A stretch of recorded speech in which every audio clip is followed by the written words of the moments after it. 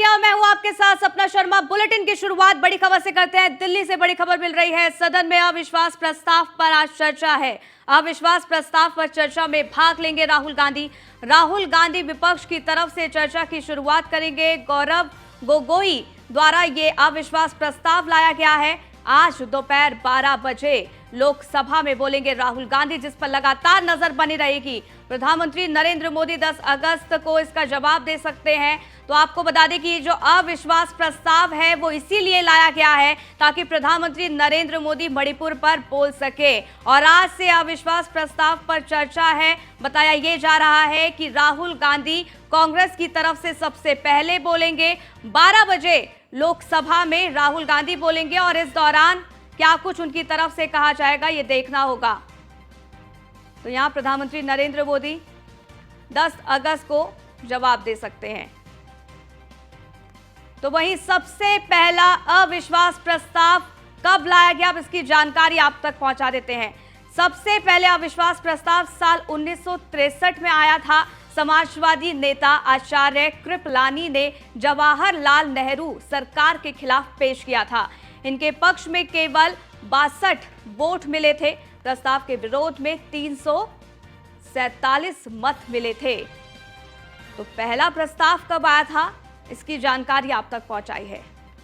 हालांकि सबसे ज्यादा अविश्वास प्रस्ताव कब लाया गया, अब इसकी जानकारी आप तक पहुंचा देते हैं। सबसे ज्यादा अविश्वास प्रस्ताव का रिकॉर्ड इंदिरा गांधी सरकार के नाम है।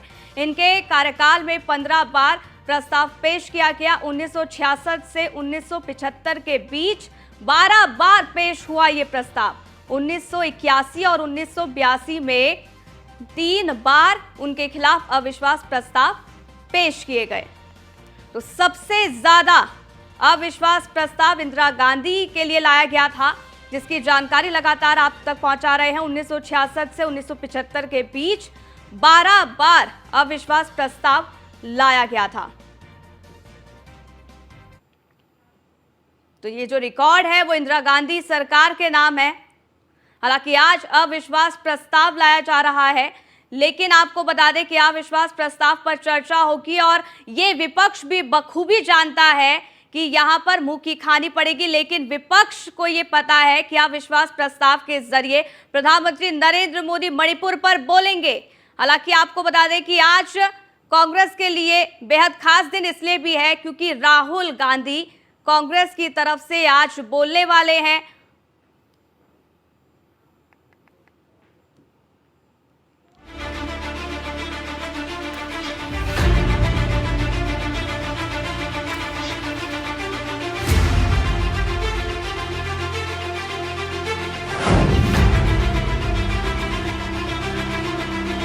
लखनऊ से खबर है, आपको बता दें कि यूपी विधानसभा मानसून सत्र का दूसरा दिन आज है। सपा ने सत्ता पक्ष को घेरने की पूरी रणनीति बना ली है। महंगाई, सूखा, बाढ़ के मुद्दे पर सपा की रणनीति है। कांवड़ियों पर हमले का मुद्दा भी सदन में यहां पर सपा के द्वारा उठाया जाएगा। अलग अलग दिन की रणनीति के तहत सदन पहुंचेगी सपा। कल मणिपुर का मुद्दा उठा था। हालांकि सतीश महाना की तरफ से साफ तौर पर कहा था कि यूपी के बारे में ही बात की जाए, लेकिन आज ऐसे कई मुद्दे हैं जिसको सपा के द्वारा उठाया जा सकता है। कल तमाम तख्तियां लेकर सपा के जो विधायक हैं वो पहुंचे थे। क्या-क्या सर नियम है, क्या-क्या पालन करें? अब वो पूरा डिटेल, क्योंकि नियमावली अपने आप में बहुत विस्तृत है। देखिए, मुख्य बिंदु यह है कि 1958 में जिस प्रकार का माहौल था, जिस प्रकार की सुविधाएं थी, आज उससे बहुत ज़्यादा प्रगति करके 65 साल हो गए 1958 से 2023 में। तो आज हर माननीय सदस्य के सीट के ऊपर टैबलेट लगा हुआ है, सबके हाथ में मोबाइल फ़ोन है। आज ई विधान लागू हो गया है। आज लोग बहुत तेज़ी से काम करना चाहते हैं। पहले जो सूचनाएं 90 दिनों के अंतर्गत आती थी, आज 90 दिनों की ज़रूरत नहीं है। आज कम दिनों के अंतर्गत उसके सूचनाएं आ सकती हैं। आज अकाउंटेबिलिटी विधायक की भी ज़्यादा है जनता के प्रति, सरकार की भी विधायिका के प्रति ज़्यादा है। आज लोग एक्सपेक्ट करते हैं कि जिस प्रकार का माहौल है उससे हमारे को त्वरित उसका समाधान मिले। अब हर व्यक्ति के हाथ में फ़ोन है, रात को 12 बजे भी टेलीफोन करके अपनी समस्या को बताता है। तो उस प्रकार के चेंजेस आवश्यक था जो हम नियमावली में। शीतकालीन सत्र में क्या कहते हैं, क्या वर्चुअली भी जुड़ने की सुविधा होगी कि घर से या कहीं से भी? नहीं, वर्चुअली जुड़ने की उसको सुविधा होगी जो अनफॉर्चुनेटली इस स्थिति में नहीं है, यहाँ पर आ जाए। नहीं तो सब लोग वर्चुअली जुड़ेंगे। तो वर्चुअली जुड़ने का उन परिस्थितियों के अंतर्गत देखा जाएगा कि वो नहीं जा सकते। अगर बीमार हैं या कोई ऐसी परिस्थितियाँ तो वर्चुअली उनको जोड़ा जाएगा। बहुत शुक्रिया सर, ठीक है। धन्यवाद धन्यवाद। को आप सुन रहे थे और साफ तौर पर उन्होंने कहा कि जो मौजूद नहीं रहेगा वो वर्चुअली जुड़ेगा, लेकिन आज पूरी तरीके से तैयारी के मूड में सपा भी आएगी क्योंकि दूसरा दिन है और हर दिन की प्लानिंग यहां पर सपा के द्वारा प्लानिंग बना दी गई है। एसके वाजपेयी हमारे संवाददाता जुड़ गए, उनसे ज्यादा जानकारी लेते हैं। एसके, यहां पर अब सपा की तरफ से पूरी रणनीति बन चुकी है कि महंगाई का मुद्दा है, बेरोजगारी का मुद्दा है, ये मुद्दे उठाए जाएंगे और यहां पर सरकार को घेरने की कोशिश होगी। बिल्कुल निश्चित तौर पर, क्योंकि अगर हम देखें तो यूपी विधानसभा के मानसून सत्र का दूसरा दिन आज है और लगातार वो तस्वीरें हम अपने दर्शकों को दिखा रहे हैं कि किस तरीके से जो विधानसभा की कार्यवाही में शामिल होने के लिए प्रतिनिधि आ रहे हैं। थोड़ी देर पहले ही सतीश महाना की विधानसभा अध्यक्ष हैं वो पहुंच चुके हैं और विधायकों का आना लगातार जारी, जिसमें दोनों के विधायक शामिल हैं। हालांकि लगातार भारतीय जनता पार्टी की तरफ से भी सत्र छोटा है, 5 दिनों का है, इस दौरान सभी चीजों को लेकर चर्चा कराई जाए। लेकिन जहां तक समाजवादी पार्टी का सवाल है, चूंकि समाजवादी पार्टी प्रदेश की नेता प्रतिपक्ष स्वयं, तो वो दिन के हिसाब से अपनी रणनीति को बनाए इस तरीके से किस दिन सरकार को किस मुद्दे को लेकर घेरना है। जहां तक कल का सवाल है, यूपी से लेकर दिल्ली तक जो विपक्ष था वो पूरी तरीके से मणिपुर के मुद्दे पर अड़ा। यही वजह थी कल सदन की कार्यवाही को पूरे दिन नहीं चलाया जा सका और उसको स्थगित करना पड़ा। आज 11 बजे तक के लिए स्थगित हो गई थी। जहां तक आज का सवाल है, तो आज महंगाई, बेरोजगारी और कानून व्यवस्था जैसे मुद्दे हैं जिनको लेकर समाजवादी पार्टी ने रणनीति बनाई कि वो आज इन सारे विषयों को सदन में चर्चा के लिए उठाएंगे। हालांकि आज कई महत्वपूर्ण चीजें हैं जो कि यूपी के सदन पटल पर रखी जानी है, जिसमें से एक महत्वपूर्ण चीज ये है कि 1980 में मुरादाबाद में दंगे हुए थे। 43 साल इस दंगे को बीत चुके हैं। इस पूरे दंगे की जो रिपोर्ट थी, जो SIT जांच थी, वो आज तक सार्वजनिक नहीं की गई थी और जिसको लेकर आज अभी थोड़ी देर पहले ही विधानसभा अध्यक्ष भी कह रहे थे कि आज उसको सदन के पटल पर रखा जाएगा, सदन देखेगा और सीधे तौर पर उसको सार्वजनिक किया जाएगा। मतलब बाकी लोगों को भी उन दंगों की सच्चाई पता चलेगी, कौन से लोग दोषी थे, क्या एग्जैक्ट हुआ था और उस घटना के बाद किस तरीके का एक्शन हुआ। तो ये बहुत सारे जो विषय होंगे आज सदन के पटल पर रखे जाएंगे। उसके अलावा समाजवादी पार्टी का भी हंगामा होगा। साथ ही साथ 11 विधेयक कल सदन के पटल पर रखे गए थे, जिसमें उत्तर प्रदेश शिक्षा सेवा चयन आयोग से जुड़ा हुआ प्रस्ताव है। उसके अलावा विधि विधेयक है, नगरीय विधेयक है, ऐसे बहुत सारे करीब 8 से 9 संशोधन विधेयक हैं जो कि आज सदन के पटल पर कहीं न कहीं जो रखे गए हैं उन पर चर्चा होगी। तो ये बहुत सारे विषय हैं जिन पर आज यूपी सदन में चर्चा होनी है और उस चर्चा के दौरान समाजवादी पार्टी और दूसरी जो विपक्षी पार्टियां हैं, जिसमें अपना दल कमेरावादी भी सपा के साथ है, उसके अलावा राष्ट्रीय लोक दल भी समाजवादी पार्टी के साथ है, उनका क्या कुछ रुख रहता है ये देखना खासा अहम होगा। क्योंकि अगर हम भारतीय जनता पार्टी की बात करें तो बीजेपी के साथ में ज्यादातर जो विपक्षी पार्टियां हैं वो साथ हैं, चाहे वो निषाद पार्टी हो या सुहेल देव भारतीय समाज पार्टी, वो भी अभी अब भारतीय जनता पार्टी के साथ आ गई है। तो इस तरीके से भारतीय जनता पार्टी ज्यादा मजबूत स्थिति में सदन में है, चूंकि अपना दल एस भी भारतीय जनता पार्टी के साथ है। तो अब देखना यह है कि विपक्ष में खास तौर पर समाजवादी पार्टी, RLD और अपना दल कमेरावादी, ये 3 दल ऐसे हैं जो अभी तक समाजवादी पार्टी के साथ में जुड़े हुए हैं, एक साथ उठ रहे हैं। जहां तक कांग्रेस का सवाल है, चूंकि कांग्रेस के सिर्फ 2 ही विधायक उत्तर प्रदेश में हैं और काफी खराब स्थिति 2022 के इलेक्शंस में रही थी, चूंकि इंडिया गठबंधन बनने के बाद वो भी अब समाजवादी पार्टी के साथ खड़ी है। तो कहीं ना कहीं चीजें काफी महत्वपूर्ण है, क्योंकि 11 विधेयक हैं, 1980 के दंगों की रिपोर्ट है, जिसमें सबसे बड़ी बात यह है कि जो विधानसभा की नियमावली है, 63 साल बीत गए हैं इस नियमावली को, जो पहले से लागू थी। मतलब जब मैं आपको रोकना चाहूंगी क्योंकि एक बड़ी खबर आ रही है, वो भी दर्शकों तक पहुंचा देते हैं। लखनऊ से बड़ी खबर आपको बता दें, जहां यूपी विधानसभा सत्र का आज दूसरा दिन, मुरादाबाद दंगों की रिपोर्ट सदन के पटल पर रखी जाएगी। 1980 में मुरादाबाद में हुए दंगों की रिपोर्ट पेश होगी। रिपोर्ट में पुलिस को क्लीन चिट मिलने की संभावना है। मुरादाबाद में घटना के दौरान 83 लोगों की मौत हुई थी। वहीं आपको ये बता दें कि 43 साल बाद रिपोर्ट को सार्वजनिक किया जाएगा। तो ये बड़ी जानकारी आप तक पहुंचा रहे हैं एसके, इसकी जानकारी आप लगातार हम तक पहुंचा रहे थे कि मुरादाबाद की जो रिपोर्ट है वो रखी जाएगी, इस पर चर्चा की जाएगी और संभव है कि पुलिस को यहाँ क्लीन चिट भी मिल जाए। और अगर ऐसा होता है तो साफ तौर पर हंगामे के पूरे आसार। एसके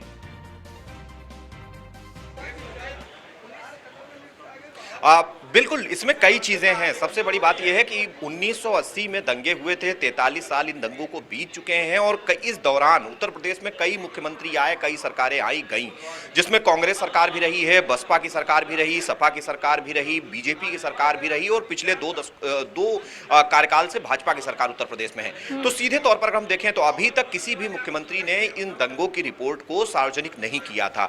सीधे तौर पर आज ये रिपोर्ट सदन के पटल पर रखी जाएगी, पटल पर चर्चा के बाद इसको सार्वजनिक कर दिया जाएगा, मतलब आम लोगों के लिए भी ये उपलब्ध होगी, जिसमें लोग जान सकेंगे कि 1980 के दंगे हुए उस दौरान मुरादाबाद में क्या परिस्थितियां थी, किन वजहों से दंगे हुए थे, कौन कौन लोग इसके लिए दोषी थे, जो एसआईटी जांच हुई उसमें क्या चीजें निकल कर आई थी, पुलिस ने किस तरीके से इस पूरे मामले को लेकर उस दौरान एक्शन लिया था, उसके बाद जो कार्रवाइयां हुई वो किस आधार पर की गई थी, किन किन लोगों पर कार्रवाई हुई थी, ये बहुत सारी चीजें जो एसआईटी रिपोर्ट में है वो आज सदन के पटल पर रखी जानी है। तो ये बहुत सारी महत्वपूर्ण चीजें हैं जो जिन पर आज सदन चर्चा करेगा।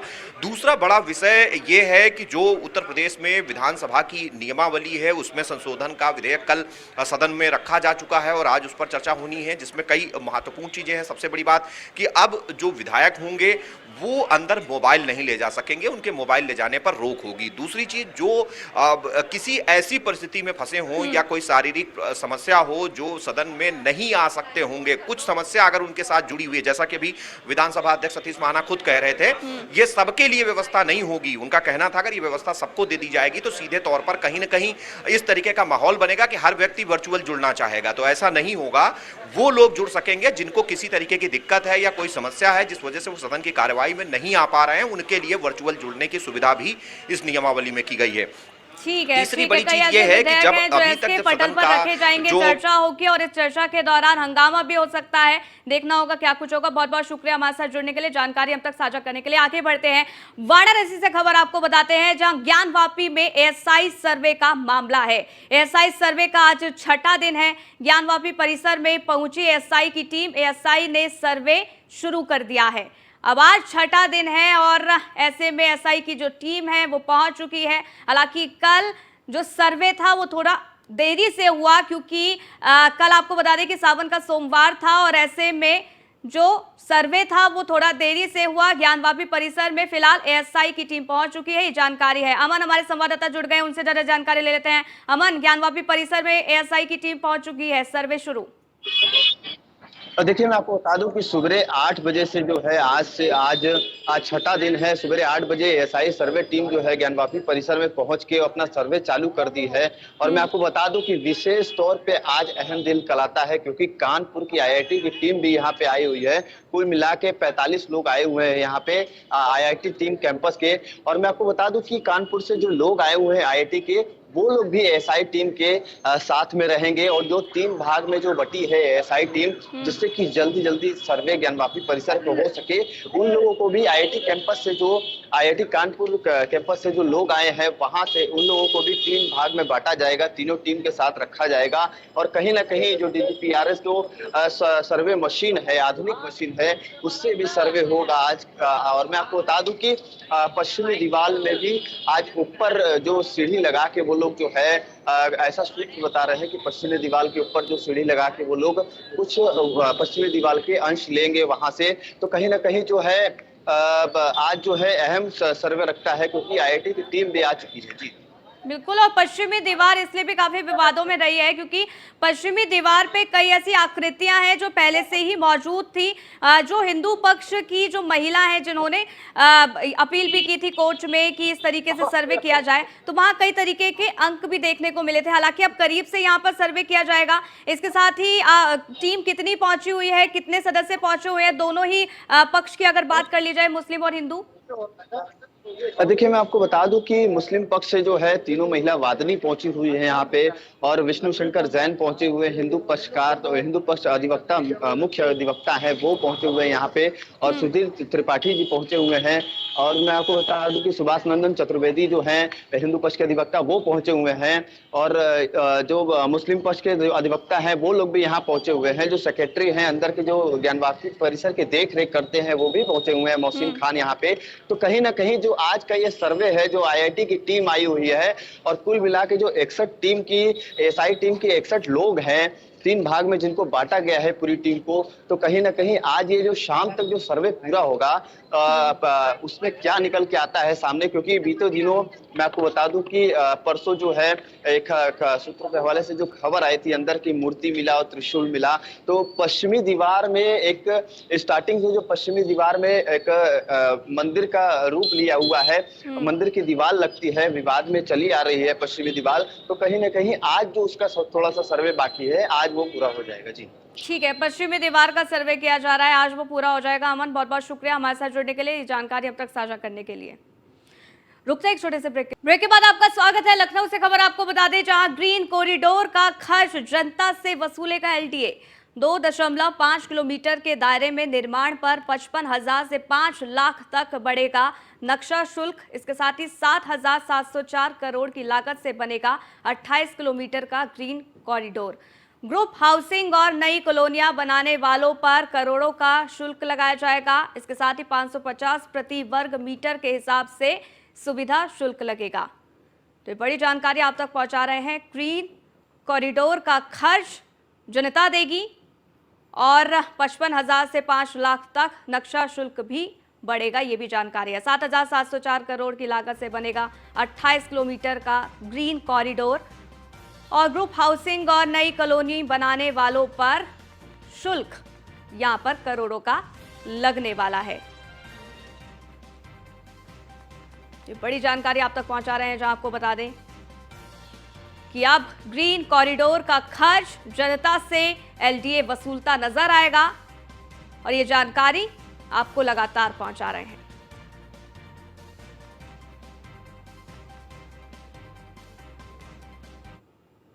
लखनऊ से खबर है, जहां नगर निगम के अधिकारियों का बड़ा कारनामा देखने को मिला है। समस्याओं के निस्तारण के बजाय शिकायतें निपटा रहे ये अधिकारी। आईजीआरएस पर आई शिकायतों का नहीं हो रहा निस्तारण। शिकायतों के फर्जी निस्तारण पर डीएम ने फटकार लगाई है। नगर आयुक्त नोडल अधिकारी को कार्रवाई के निर्देश दे दिए गए हैं। जांच रिपोर्ट सीएम कार्यालय को उपलब्ध कराने के भी निर्देश हैं। वहीं आपको ये भी बता दें कि डीएम ने लापरवाही बरतने वाले अधिकारियों से स्पष्टीकरण भी मांगा है। तो शिकायत निस्तारण के बजाय शिकायत निपटा रहे हैं ये अधिकारी।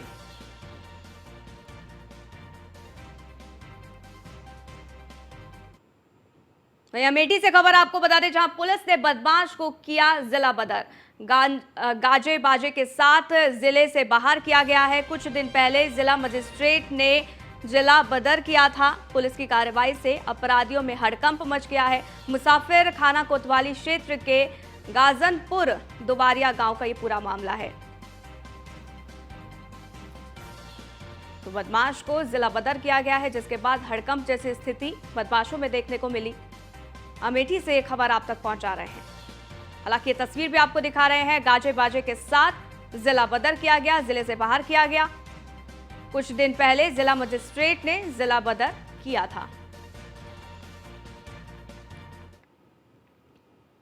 वहीं लखनऊ से खबर है, जहां जल परिवहन प्राधिकरण के गठन की तैयारी तेज हो गई है। 2 महीने में तैयार होगा जल परिवहन प्राधिकरण। परिवहन मंत्री को जल परिवहन प्राधिकरण का चेयरमैन बनाया जाएगा। जल परिवहन से जुड़े किसी एक्सपर्ट को प्राधिकरण का उपाध्यक्ष बनाने की तैयारी है। ट्रांसपोर्ट कमिश्नर को मुख्य कार्यकारी अधिकारी बनाने की तैयारी है। सिंचाई, वन और पर्यटन से जुड़े अधिकारी भी इस प्राधिकार के सदस्य बनाए जाएंगे। तो जल परिवहन प्राधिकरण का गठन और इसकी तैयारियां अब तेज हो गई हैं। 2 महीने में तैयार होगा जल परिवहन प्राधिकरण, ये जानकारी है। इसके साथ ही परिवहन मंत्री को जल परिवहन प्राधिकरण का चेयरमैन बनाया जाएगा। जल परिवहन से जुड़े किसी एक्सपर्ट को प्राधिकरण का उपाध्यक्ष बनाने की तैयारी है।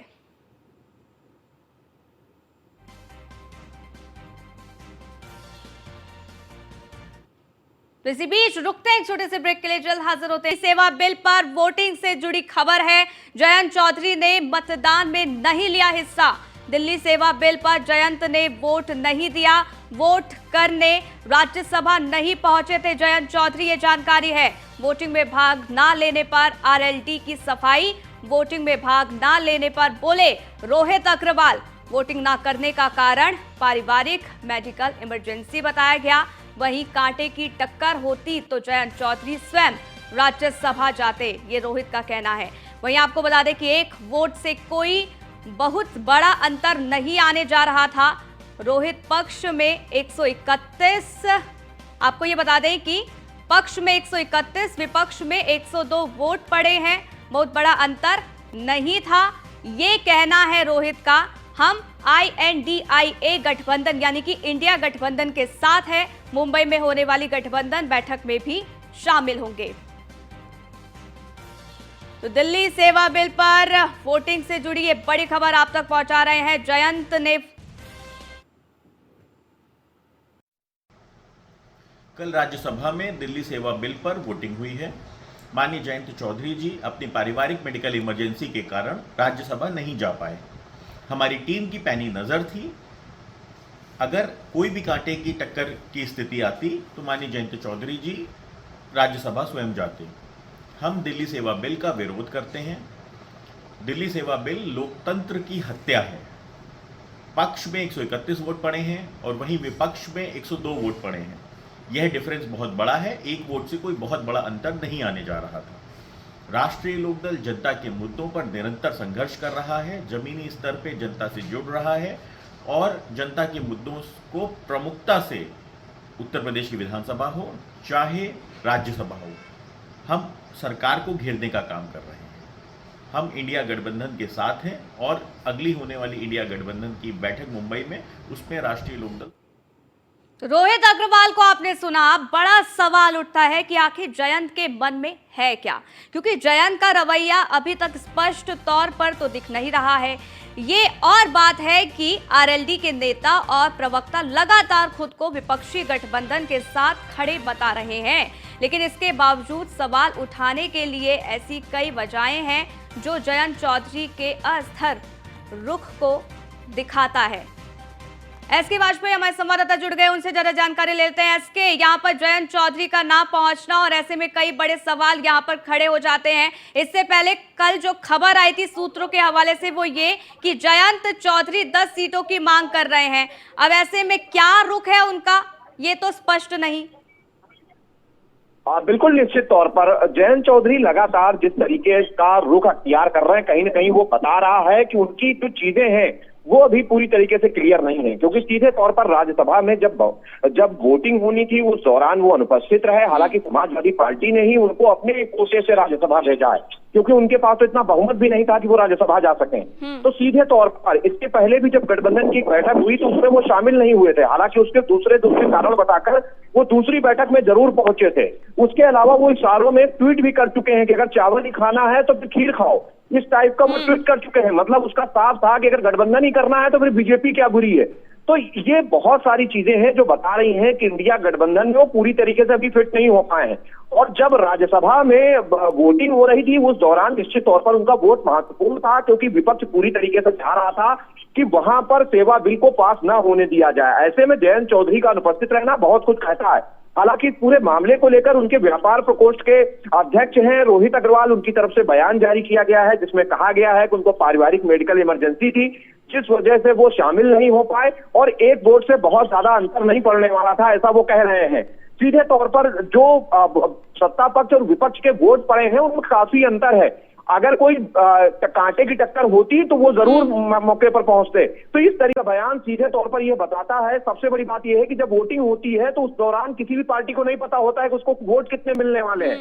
तो जयंत चौधरी को यह कैसे पता था कि क्या कांटे की टक्कर होगी या कितने पक्ष सत्ता पक्ष के साथ जाएंगे और कितने विपक्ष के साथ जाएंगे। तो ये बहुत सारे सवाल हैं जिनका जवाब जयंत चौधरी को देना है।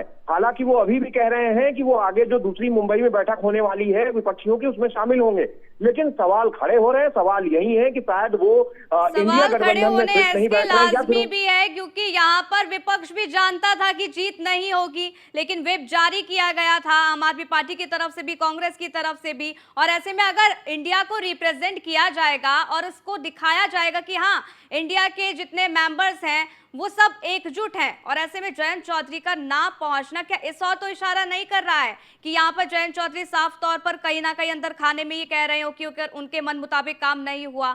तो कुछ भी हो सकता है, किनारा कर सकते हैं वो गठबंधन से। बिल्कुल, बहुत सारे सवाल हैं। अगर आप 2014 का इलेक्शन देखेंगी तो जयंत चौधरी की पार्टी आरएलडी का एक भी सांसद नहीं था। 2019 तक भी बहुत ज्यादा कमाल वो नहीं कर सके, जब उनकी पार्टी का एक भी लोकसभा या राज्यसभा का सांसद नहीं था। उस दौरान समाजवादी पार्टी के वो साथ आए, समाजवादी पार्टी ने अपने कोटे से उनको राज्यसभा भेजा। तो सीधे तौर पर विपक्ष को भी ये बात पता है, चाहे वो समाजवादी पार्टी हो या कांग्रेस हो, कि किस स्थिति में वो 2014 और 2019 के लोकसभा चुनाव में खड़े थे।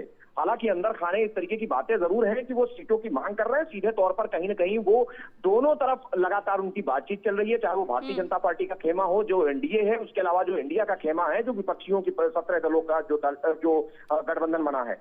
जहां पर उनकी बात फिट बैठेगी वहां पर वो जाएंगे। यही एक वजह है कि इस तरीके के जो चीजें हैं वो लगातार वो करते रहते हैं और पहले भी वो इस तरीके की चीजें करते रहे हैं। हालांकि इस बार पारिवारिक मेडिकल इमरजेंसी की बात वो जरूर कह रहे हैं। अब देखना यह है कि आगे उनकी पार्टी का रुख क्या होता है और किस तरीके से सीटों को लेकर चीजें तय होती हैं, क्योंकि निश्चित है कि इंडिया गठबंधन में 17 दल हैं। उत्तर प्रदेश में भी ठीक है, इसके देखना होगा, क्योंकि पहली बैठक में इंडिया के वो शामिल नहीं हुए, दूसरी बैठक में शामिल है, तीसरी बैठक में शामिल होने की बात चल रही है। लेकिन अब देखना होगा कि क्या इंडिया जो गठबंधन बना है वो बिखरता है या चुनाव तक एकजुट रहता है। बहुत बहुत शुक्रिया हमारे साथ जुड़ने के लिए, जानकारी हम तक साझा करने के लिए।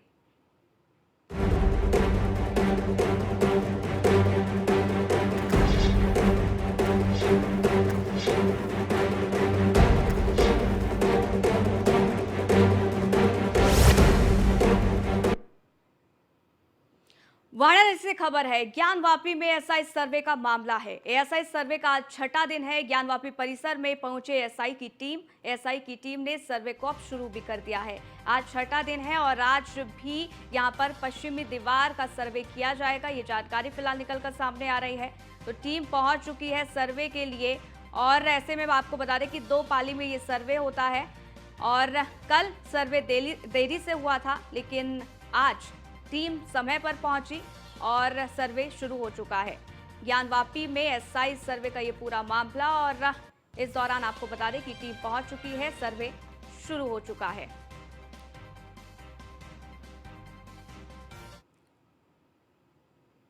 तो ज्ञानवापी विवाद आखिरकार है क्या, इसकी जानकारी। करीब 30 साल पुराना ज्ञानवापी श्रृंगार गौरी का ये विवाद है और इस पूरे विवाद को लेकर आपको बता दें कि ज्ञानवापी मस्जिद काशी विश्वनाथ मंदिर के ये पास है, इसलिए ज्यादा विवाद बढ़ा।